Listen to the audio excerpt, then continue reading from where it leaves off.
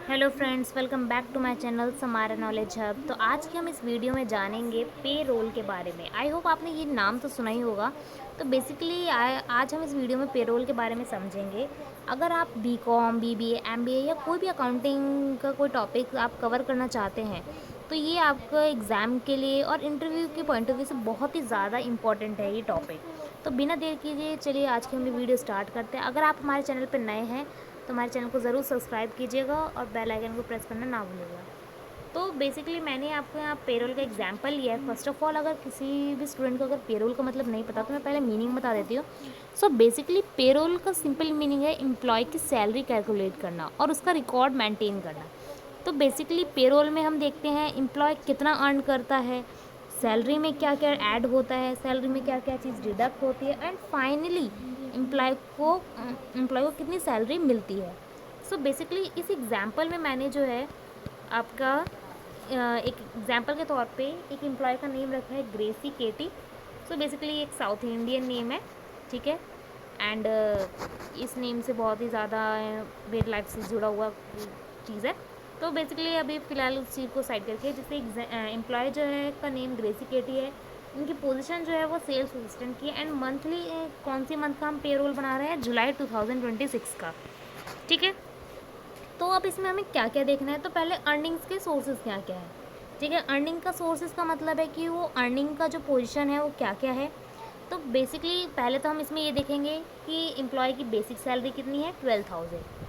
और over time अगर कर लिया तो ओवर टाइम का मतलब होता है जब एम्प्लॉय नॉर्मल वर्किंग आवर्स से एक्स्ट्रा काम करता है तो उसके बदले ओवर टाइम पेमेंट मिलती है, जिसे हम ओवर टाइम बोलते हैं। तो वो इनको मिला है 1500, राइट। नेक्स्ट जो थर्ड चीज़ ऐड हुई है वो बोनस। बोनस कितना ऐड हुआ है इनका, 500। यानी कि बोनस बेसिकली बोनस कंपनी की तरफ से एक्स्ट्रा रिवॉर्ड होता है। अब ठीक है, तो बेसिकली ये इन्हें अर्निंग सोर्सेज थे, ये तीनों को हमने ऐड किया, 12,000 प्लस 1500 एंड 500। तो टोटल हुआ इनका 14,000। तो ये टोटल क्या है हमारा, ये ग्रॉस सैलरी है। ये चीज़ वर्ड याद रखेंगे, it is gross salary, right. अब नेक्स्ट है इसमें डिडक्शंस। अब डिडक्शन कैसा है, क्योंकि अब सैलरी के अर्निंग तो हमने ऐड कर दिया इसमें। अब इसमें डिडक्शंस क्या क्या लेनी है, डिडक्शंस लेनी नहीं है, ये इंपॉर्टेंट है डिडक्शन जो है इसके अंदर। तो डिडक्शन क्या होगा इसमें, तो अब सैलरी तो हो गई, तो उसमें डिडक्ट क्या होगा, पहले है पेई टैक्स। सो बेसिकली ये जो पेई का फुल फॉर्म है, यानी पे एज यू अर्न टैक्स, इसका जो फुल फॉर्म है पेई का, ठीक है। मैं रिपीट करती हूँ, पे एज यू अर्न टैक्स इसका मीनिंग होता है, ठीक है।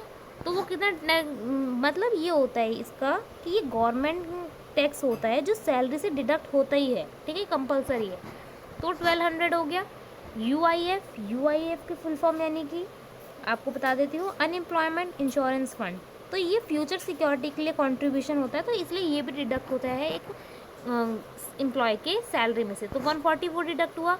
नेक्स्ट है पेंशन फंड। पेंशन फंड ये तो आपको पता ही होगा कि रिटायरमेंट के बाद फाइनेंशियल सपोर्ट के लिए पेंशन फंड डिडक्ट यानी मिलता है, तो इसलिए वो डिडक्ट हो रहा है आपका। तो वो कितना हो रहा है, 700। नेक्स्ट है आपका मेडिकल एड। मेडिकल एड का मतलब है कि मेडिकल एक्सपेंस और हेल्थ बेनिफिट्स के लिए जो डिडक्शन होती है, ठीक है, वो कितना है इनकी सैलरी में से, 600, ठीक है। तो अब इन सभी चीज़ों को अगर हम डिडक्ट करते हैं तो क्या होगा बताइए। मैं एक बार रेज कर देती हूँ, दोबारा करते हैं। तो अब इन सभी को ऐड करें तो कितना होगा, 2640। अब हम नेट सैलरी जो है वो कैसे कैलकुलेट करेंगे, आप ये ध्यान रखिए। मैं क्या कैलकुलेट करना चाहती हूँ, net salary, not gross salary. मैं नेट सैलरी कैलकुलेट करना चाहती हूँ, क्योंकि पे रोल में हम नेट सैलरी कैलकुलेट करते हैं, ठीक है। तो हमने अभी ऊपर देखा, तो ये फॉर्मूला आप नोट डाउन कहीं कर लीजिए, नोट्स अगर आप बना रहे हैं तो उसमें देख लीजिए कि नेट सैलरी कैलकुलेशन करने का फॉर्मूला क्या है। नेट सैलरी इक्वल्स टू में gross salary minus total deductions. I hope आप ये समझ रहे होंगे, ये फॉर्मूला है कि आपका जो ग्रॉस सैलरी है उसमें से जो डिडक्शन है उसे माइनस कर देंगे तो आपकी नेट सैलरी आ जाएगी। अगर हम ऊपर वाले एग्जाम्पल को लेते हैं तो हमारा जो ग्रॉस सैलरी था वो 14,000 था, एंड जो हमारा डिडक्शन था वो 2640 था। तो अगर हम इसमें से माइनस करेंगे तो हमारा आंसर जो आएगा वो 11,360 आएगा। तो यानी कि जो अमाउंट है जो एम्प्लॉय को पे होगा, यानी ग्रेसी केटी को जो मिलेगी सैलरी, वो कितनी मिलेगी, 11,360, ठीक है।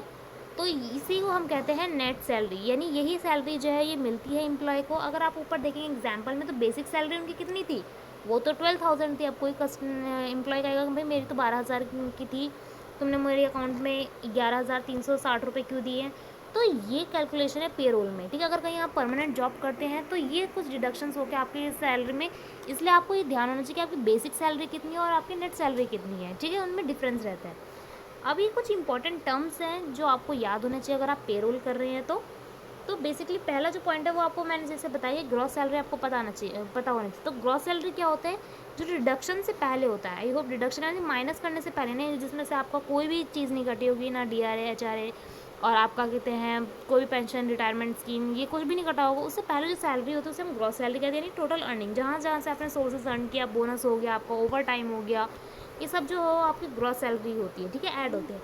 अब बेस नेक्स्ट डिडक्शन, जैसे मैंने आपको बोला डिडक्शन, तो ये डिडक्शन वो होती है जो आपकी सैलरी में से डिडक्ट होते हैं, यानी कटते हैं वो पैसे, ठीक है। नेट सैलरी फिर क्या होती है, तो आई होप आपको अब नेट सैलरी पता चल गया होगी। यानी नेट सैलरी वो होती है जो फाइनल अमाउंट होता है जो एम्प्लॉय को मिलती है, ठीक है। फोर्थ जो है टर्म वो पे ही है, जैसे मैंने आपको बताया पे की फुल फॉर्म पे एज यू अर्न टैक्स। अगर आपने अर्न किया है तो उसके ऊपर जो टैक्स लगता है वो पे ही टैक्स होता है, ठीक है। UIF जैसे मैंने आपको बताया अनएम्प्लॉयमेंट इंश्योरेंस फंड, ठीक है, ये भी एक जो इंश्योरेंस फंड करती है एक एम्प्लॉय की सैलरी में से। अगर आप जैसे कि इसके ऊपर अगर आप चाहेंगे कि आप मुझे एक्सेल पर करके दिखाएं कि किस तरह पेरोल किया जाता है, तो मैं करके आपको बता सकती हूँ। आप मुझे कमेंट बॉक्स में मेंशन कर दीजिएगा, तो मैं इसके ऊपर भी एक अलग से वीडियो बना दूँगी। फिलहाल मैंने नॉलेज के लिए, आपके नोट्स के लिए यहाँ पे मैंने जनरल एंट्री के बारे में बता रखा है कि अगर आप पेरोल करते हैं तो डेबिट साइड में आपका क्या आएगा, सैलरी एक्सपेंस आएगा, और क्रेडिट में क्या चीज़ आएंगी, वो सभी चीज़ें जो आपकी सैलरी में से डिडक्ट होंगी, पे, UIF, pension fund, medical claim और बैंक, ठीक है। ये सभी जो है क्रेडिट आए होंगे। तो जब आप इनको ऐड करोगे और इनको करोगे तो बैलेंस इक्वल आएगा, यानी कि इधर भी 14,000 होगा और इधर भी 14,000 होगा, क्योंकि बैंक यहाँ पर डेबिट इसलिए क्योंकि आपके अकाउंट में, क्रेडिट इसलिए कि आपके अकाउंट में जाएंगे ये, ठीक है, पैसे बैलेंस। तो कुछ टिप्स हैं कैलकुलेट करने का कि किस तरह आप जो है पेरोल कर सकते हैं कैलकुलेट। तो पहला है कि gross salary is always calculate first. अगर आप कभी भी पेरोल बना रहे हैं तो सबसे पहले आप उसमें ग्रॉस सैलरी कैलकुलेट करना। आप ये मत देखना कि मुझे पहले नेट सैलरी निकालना है, नो, आप पहले ग्रॉस सैलरी कैलकुलेट करना। नेक्स्ट है सब्ट्रैक्ट डिडक्शन। अगर आप उसमें से जब आपने ग्रॉस सैलरी कैलकुलेट कर ली है, देन उसमें से आप नेक्स्ट क्या करना, सब्ट्रैक्ट कर देना जो भी उसमें डिडक्शन है आपका, जो भी उसमें से पेंशन जो भी PF कट रहा है वो सभी चीज़ों को डिडक्ट कर देना। नेक्स्ट है UIF। यूजुअली जो ये UIF है वो आपके सैलरी के परसेंटेज पे कैलकुलेट होती है। एंड नेक्स्ट है कि हमेशा जब भी आप पेरोल बनाते हैं तो एकदम क्लीन एंड क्लियर होना चाहिए, यानी कि आपका हर जो चीज़ है वो सीरियल वाइज होना चाहिए कि आपने उसमें से क्या प्लस किया है, क्या माइनस किया है, ये सभी चीज़ें अच्छे से प्रॉपर लैंग्वेज में लिखी होनी चाहिए, ताकि अगर कोई भी ये पेरोल देख रहा है, समझ रहा है, तो उस चीज़ को वो क्लियर कर पाए कि उसने क्या इसके अंदर बनाया है पेरोल। तो आई होप आपको ये वीडियो समझ आई होगी पेरोल की। अगर आपको इसका एक्सेल फॉर्मेट भी चाहिए कि एक्सेल पे किस तरह करना है, तो आप मुझे कमेंट बॉक्स में मेंशन कर दीजिएगा, मैं ज़रूर उस पर एक नेक्स्ट वीडियो बना दूँगी। तो बेसिकली मैंने छोटा ये वीडियो बनाई थी ताकि आपको समझ आ जाए जल्दी से, ठीक है। तो अगर आपको ये वीडियो पेरोल की ईजी एक्सप्लेनेशन पसंद आई हो तो आप इस वीडियो को लाइक करें, शेयर करें और समारा नॉलेज हब को सब्सक्राइब ज़रूर करें। ऐसे ही इजी वीडियो और अकाउंटिंग से कॉन्सेप्ट को सीखने के लिए हमारे चैनल को फॉलो कीजिएगा, और मिलते हैं हम हमारी नेक्स्ट वीडियो में। Thanks for watching the video. और वन मोर थिंग, अगर आपको ये नोट्स चाहिए तो आप मुझे कमेंट बॉक्स में नोट विद पेरोल लिख देने, मैं आपको लिख देती हूँ, आप लिख देना सिर्फ कमेंट बॉक्स में नोट्स और ब्रैकेट में पेरोल, तो मैं आपको जो है नोट्स प्रोवाइड कर दूँगी इसके, ठीक है। मिलते हैं नेक्स्ट वीडियो में। आई होप आपको ये वीडियो पसंद आई हो। Thank you again.